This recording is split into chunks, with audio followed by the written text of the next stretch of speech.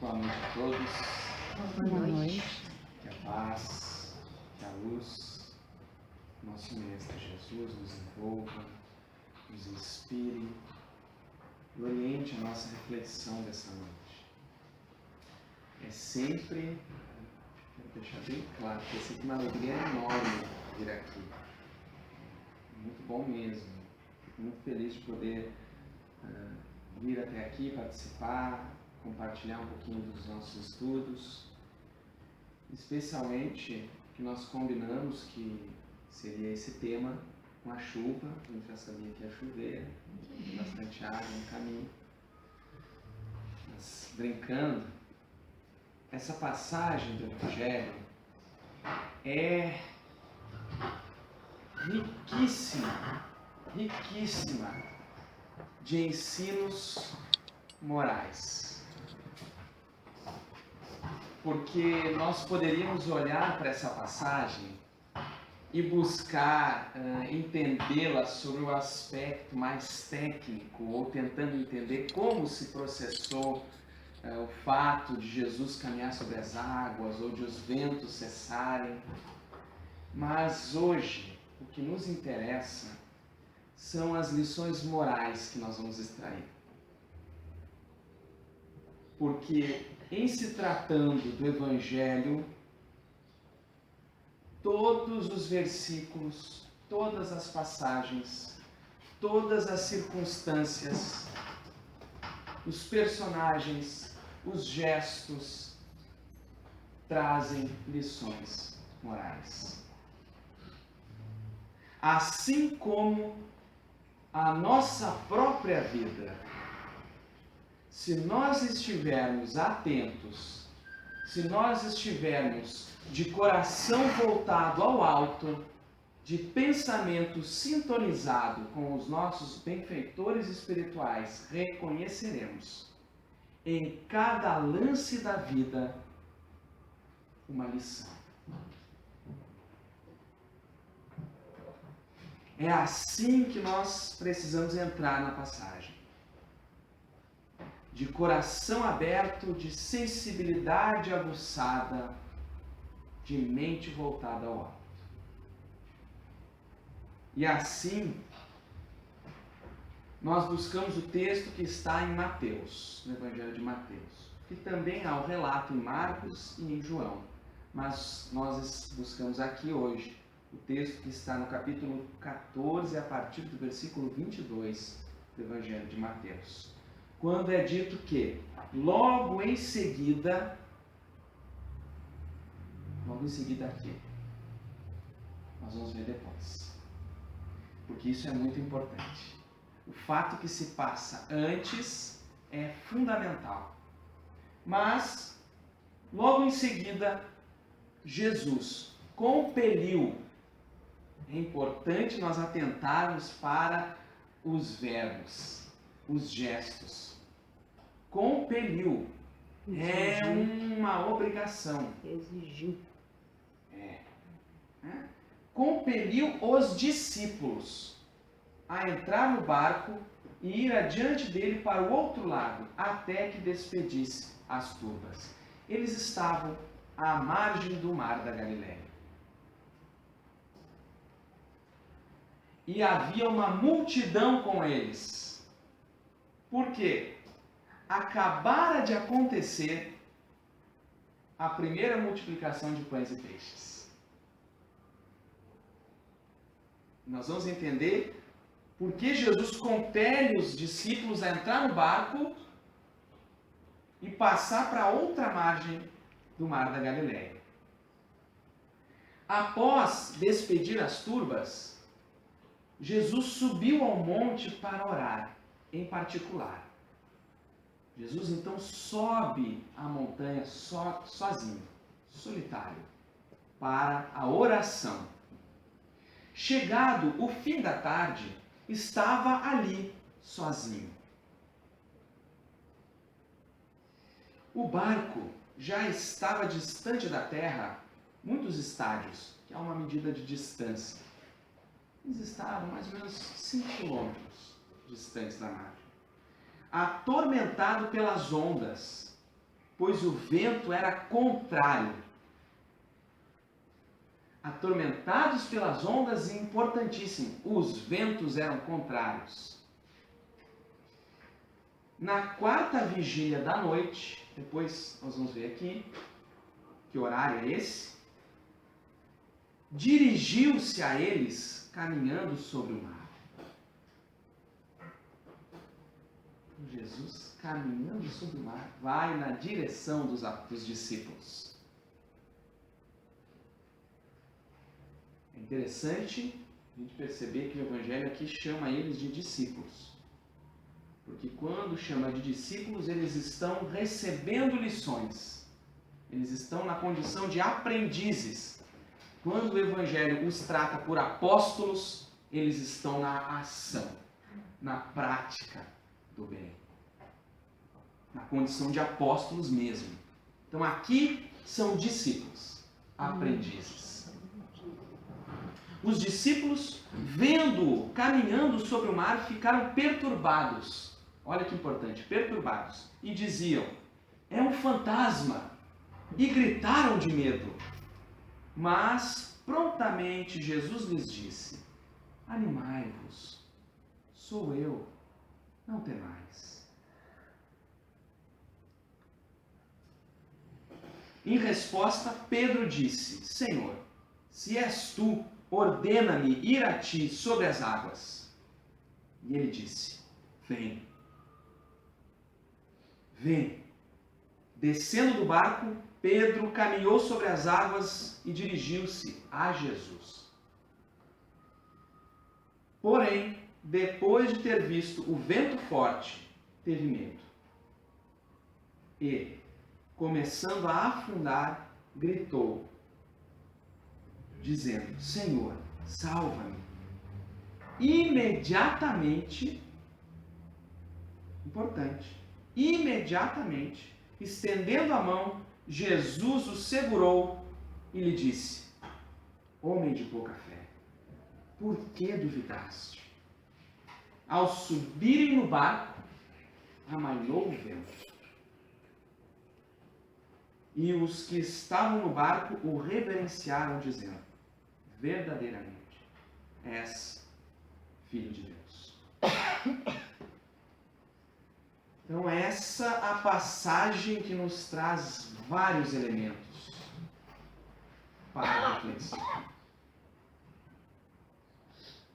O primeiro elemento que nos cabe analisar, o cenário do acontecimento. Qual que é? O mar da Galileia.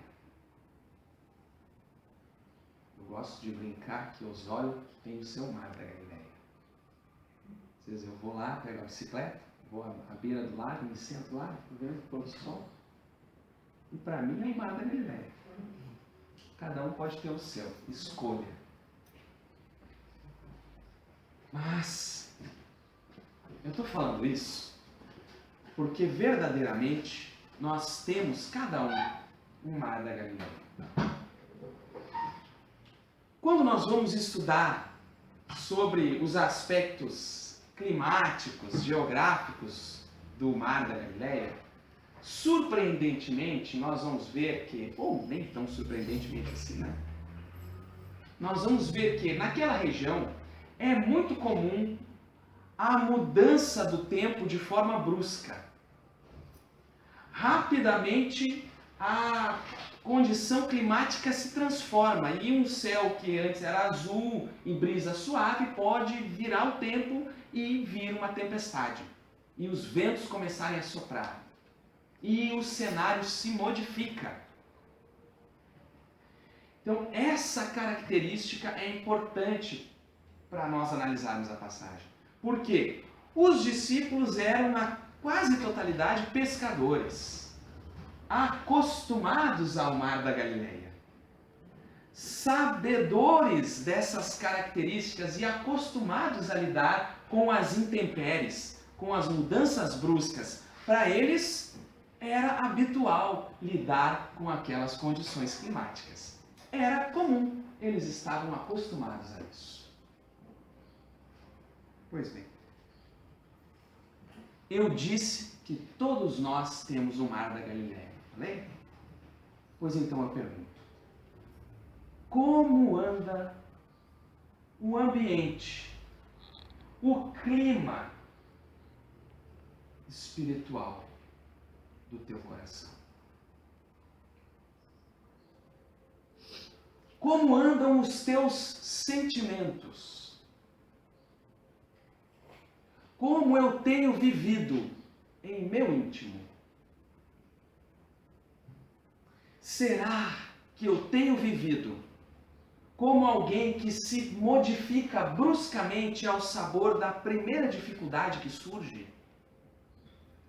Será que eu me habituei a viver em um clima espiritual conturbado? Será que dentro de mim sopram ventos furiosos? Pensemos um pouquinho nisso. Como anda o clima espiritual dos nossos corações?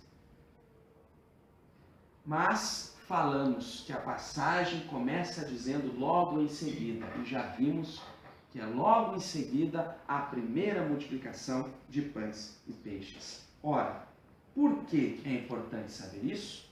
E por que vemos que Jesus compeliu os discípulos a entrarem no barco e, após esse acontecimento, passarem para o outro lado? Bem,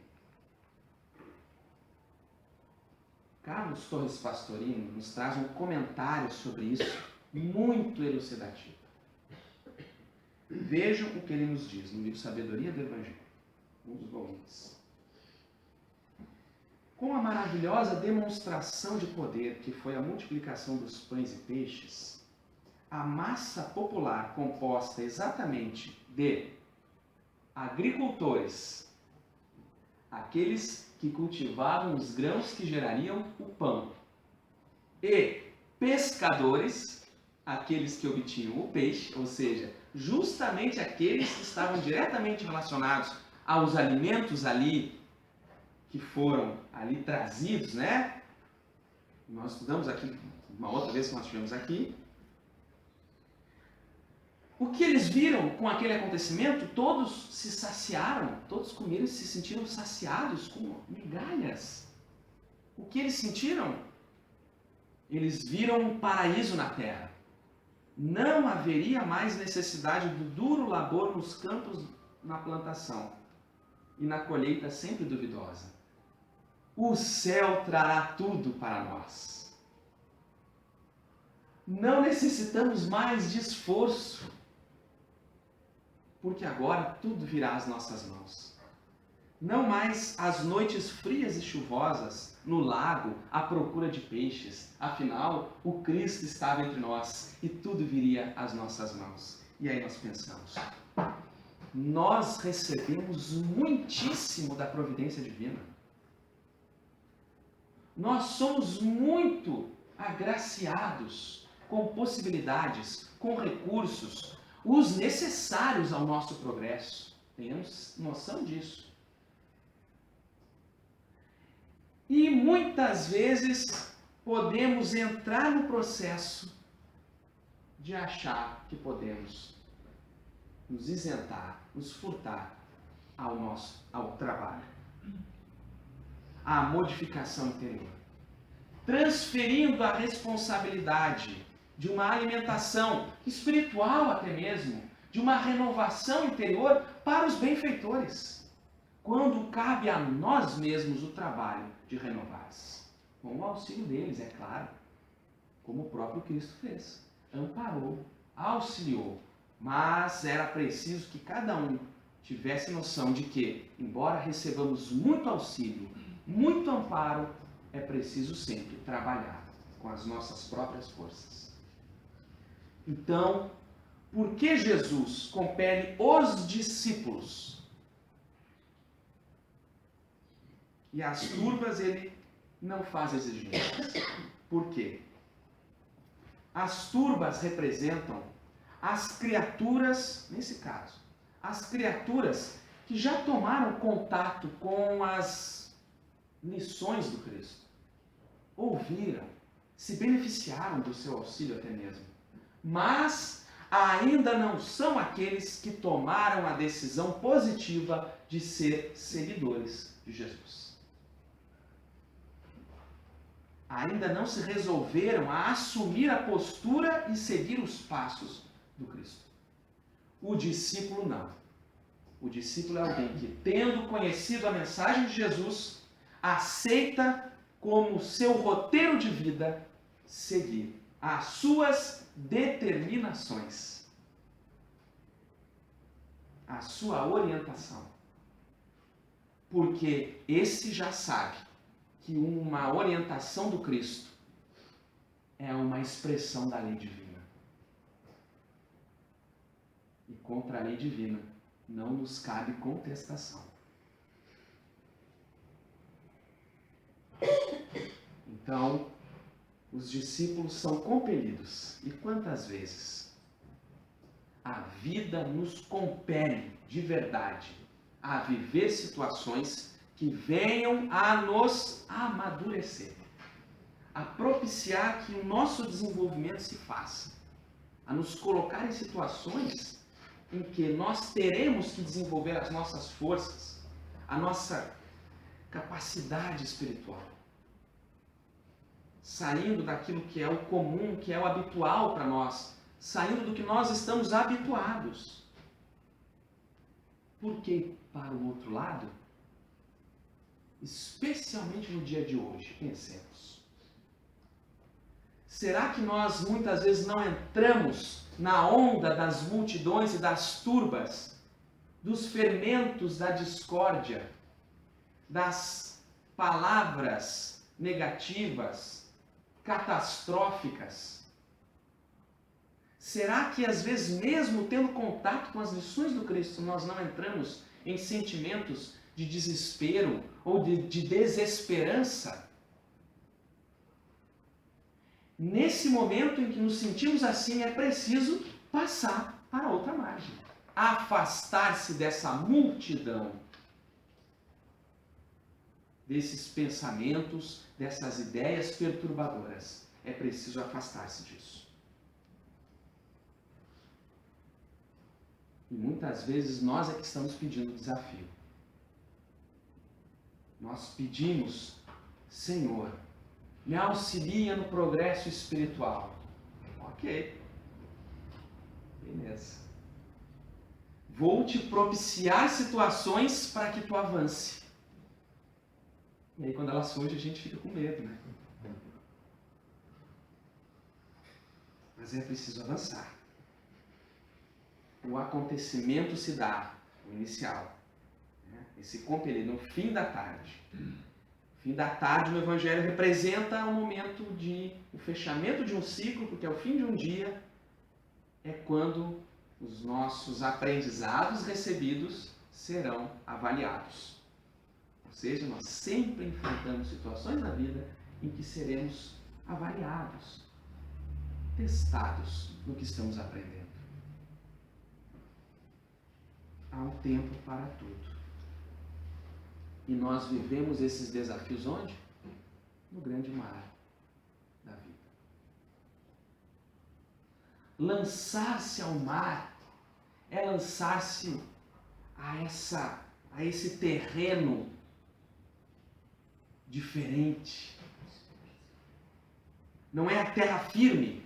É um terreno em que, apesar dos nossos esforços, apesar do nosso trabalho, é preciso também entregar-se e confiar. Entregar-se. Mas o Evangelho diz que Jesus, após despedir as turbas, subiu ao monte para orar em particular. Que lição nós extraímos daqui? Se Jesus orava, o que nos cabe fazer? Quantas vezes nós necessitamos de momentos de isolamento para um processo de autoconhecimento? Solidão temporária, para que possamos em preces refletir em nossa vida. Prepararmos-nos para desafios que poderão vir à frente. Estarmos em sintonia com o que a vida requisita de nossas forças. Então, a importância de nós sabermos atravessar os momentos em que é necessário o recolhimento, em que é necessário essa subida aos padrões elevados da vida. Esse monte aqui representa também uma elevação de sentimento, de pensamento, olhar para o alto, não ficar com um ponto de vista só no meio das tormentas, mas saber elevar-se, elevar o nosso ponto de vista.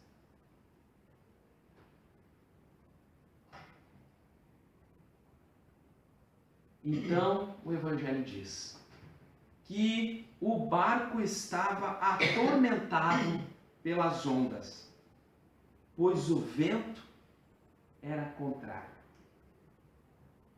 Bem, na atualidade do mundo, tomar a decisão de seguir as lições de Jesus é bem enfrentar ventos contrários. Porque aquele que decide viver ou se esforçar por viver em padrões morais estabelecidos por Jesus, em padrões de perdão quando muita gente clama por vingança, em padrões de amor quando muitos pregam o ódio, em padrões de caridade quando muitos falam do egoísmo,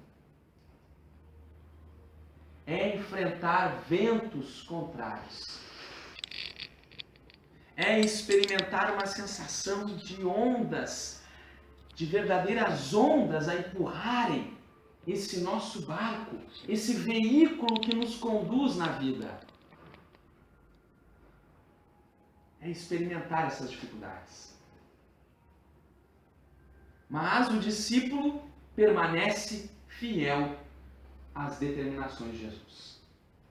E assim os apóstolos permaneciam, remando, firmes, seguindo, ainda que avançassem pouco, mas confiantes, seguiam. Aí é dito que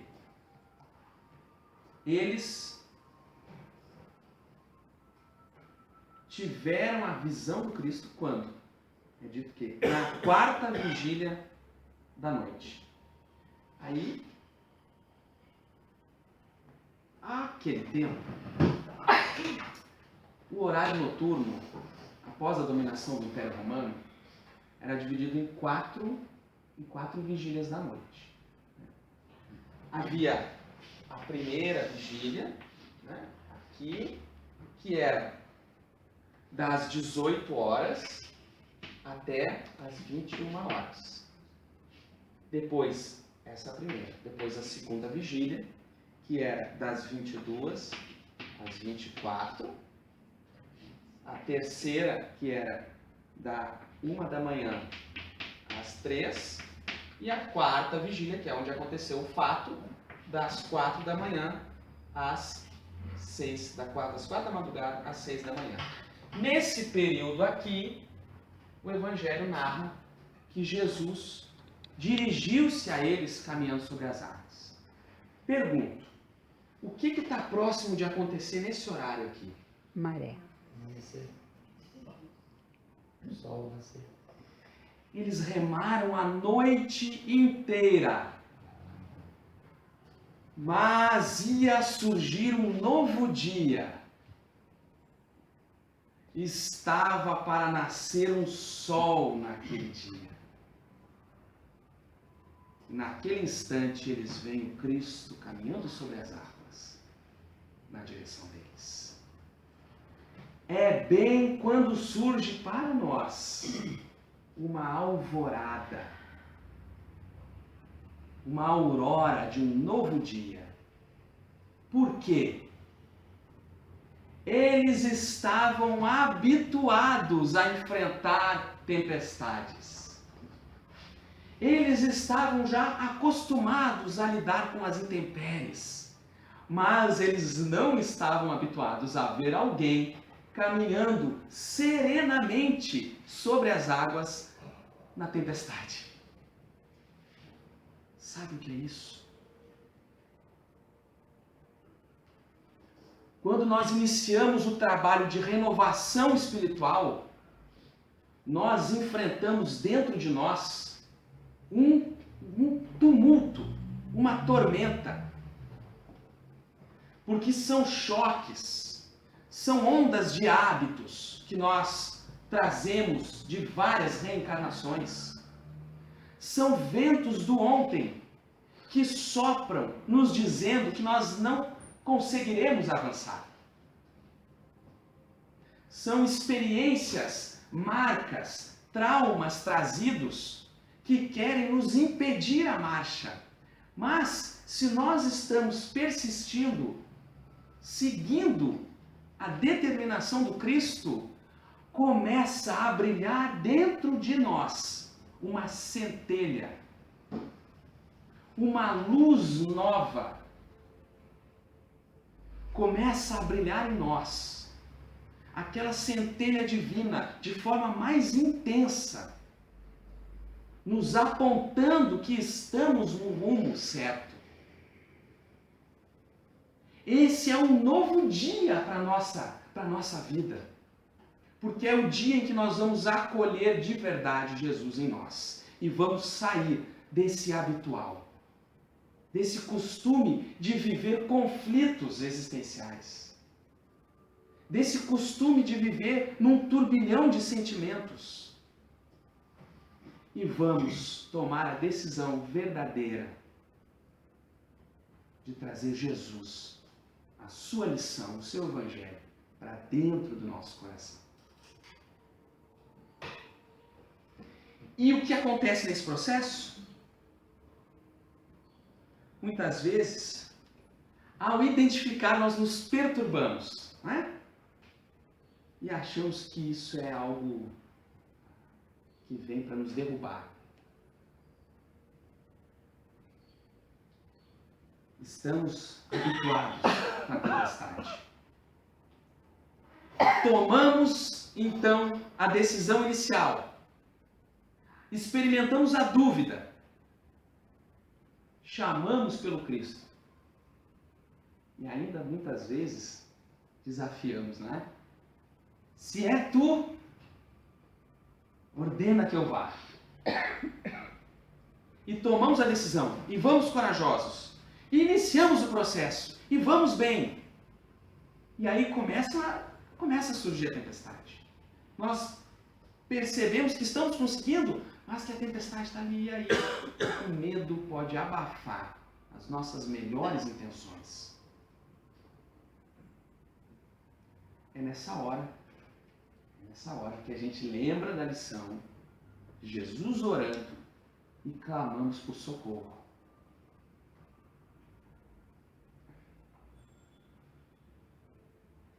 E o Evangelho fala que imediatamente, Jesus estende a mão, segura o apóstolo, o reergue. Porque sempre na nossa vida há esses amigos encarnados ou desencarnados que nos estendem mãos amorosas. Sempre há. Mas, lembremos que nesse ponto, Simão Pedro já era discípulo, já convivera com Jesus, já experimentara e presenciara diversos acontecimentos que lhe davam a condição de caminhar. E mais, se o Cristo nos chama, é porque em nós já há condição de atender ao apelo. E não nos cabe duvidar. Se o Cristo chamou Pedro, é porque sabia da sua condição de caminhar por sobre todas as dificuldades, de enfrentar as tormentas, de enfrentar e lidar com o nosso inconsciente, que às vezes está remexido, e nós precisamos caminhar. Então o que ele faz? Auxilia, atende o apelo, mas depois, puxãozinho de orelha. Porque é a corrigenda amorosa de um educador, de alguém que é educador espiritual. Então diz Emmanuel no livro Caminho, Verdade e Vida, no capítulo 40, chamado Tempo de Confiança. Em verdade, o comentário de Emmanuel é sobre a outra passagem de tormenta, aquela em que Jesus está dormindo no barco. E aí eles acordam apavorados e Jesus cessa os ventos. Mas cabe perfeitamente aqui. Que nós temos que ver que a tempestade, diz Emmanuel, estabelecera a perturbação onde? No mar? Nos ventos? Onde foi a perturbação que se estabelecera? No ânimo dos discípulos mais fortes. Estamos falando de clima espiritual. Desorientados ante a fúria dos elementos, socorre-se de Jesus em altos brados. Atende-os o mestre, mas pergunta depois: onde está a vossa fé? Onde está a nossa fé? Quando nós olhamos para o mundo, para o que está acontecendo no mundo e nos sentimos sem esperança.